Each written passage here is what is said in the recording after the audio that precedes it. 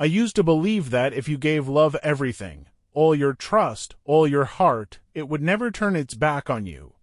That if you did everything right, it would last. I was wrong. Love isn't simple. It's war.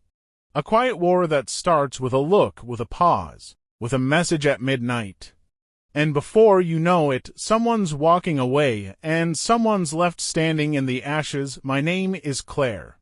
I'm 27, and 2 years ago, I married a man I never thought would be mine, Ethan. But before I tell you about us, I need to tell you about her, Julia.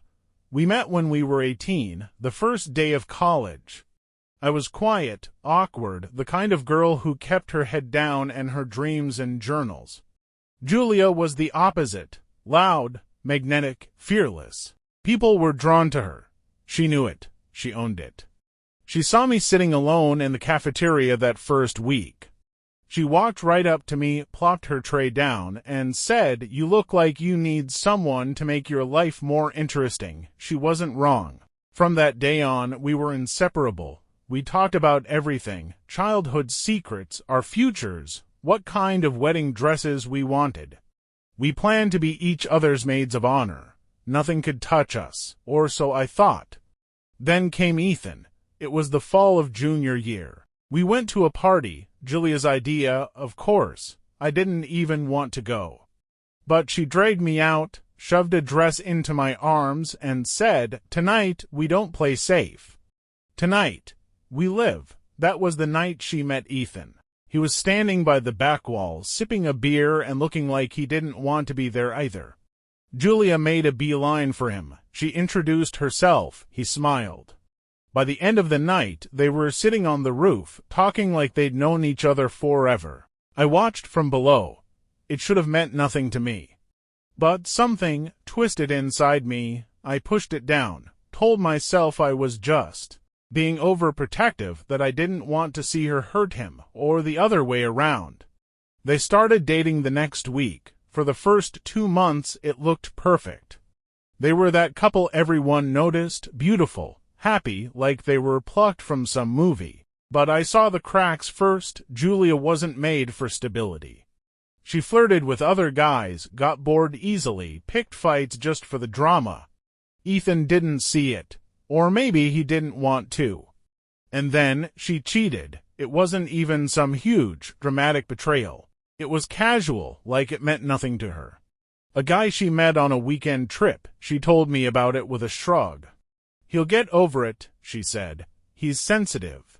He always makes things bigger than they are." When he found out, he didn't cry. He collapsed, not physically. Emotionally, he stopped going to class. Stopped eating. He wouldn't talk to anyone, except me. That was when everything changed. We'd sit in the library for hours, not talking, just existing, side by side. I'd bring him coffee. He'd read my notes. It wasn't romantic. Not at first. He was grieving something I didn't fully understand. But I understood him, and somewhere between shared silence and late-night conversations about the future, something new began to grow. He started texting me. At first, it was just little things, class reminders, funny memes.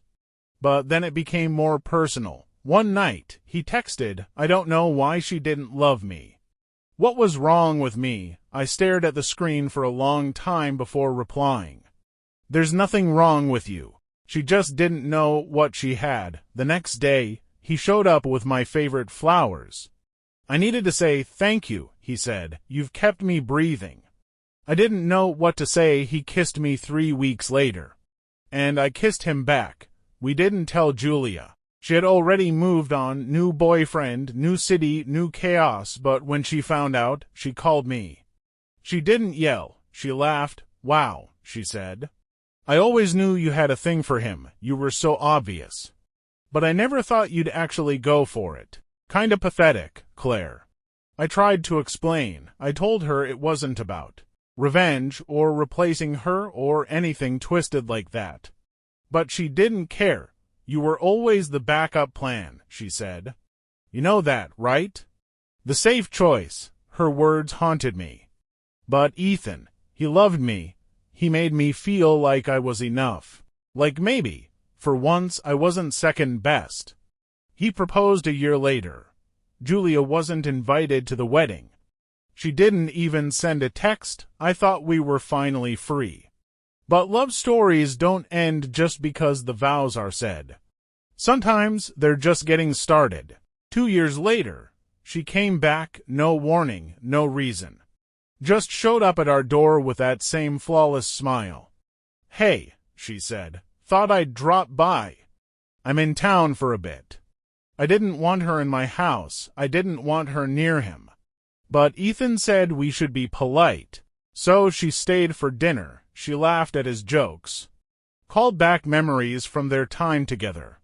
Touched his shoulder when she passed behind him, and Ethan, he smiled, too easily.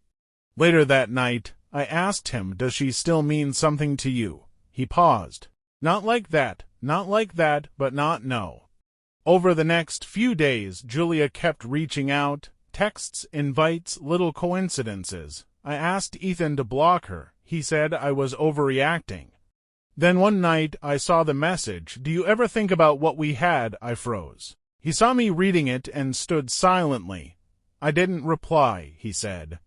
But he didn't delete it either. I left the house that night. I walked until my legs gave out. My chest felt like it was caving in. I thought I had one. I thought I had him. But ghosts don't stay buried, especially not the beautiful ones. I went to her hotel. I asked her why. She said, "Because I can." She said, "You think love means winning, but love is about timing. You were just there at the right time, and now. Now he remembers who he really loved first." I asked her, "So this is a game to you?" She smiled. "It's always been a game." I confronted Ethan the next night. I said, "Tell me the truth. Are you still in love with her?" He looked away. That silence, it broke me. I packed a bag and left. I didn't hear from him for 10 days. Then he showed up with a letter. He said, "I didn't know what to say, so I wrote it." I opened it. And inside, it said, "Claire, she was my first love. You were my first truth. With her, it was fireworks. With you, it's the sunrise, slow, steady, warm. She made me feel alive, but you make me feel real. I don't want the past. I want the home we built together. I want you. Always, Ethan." We cried.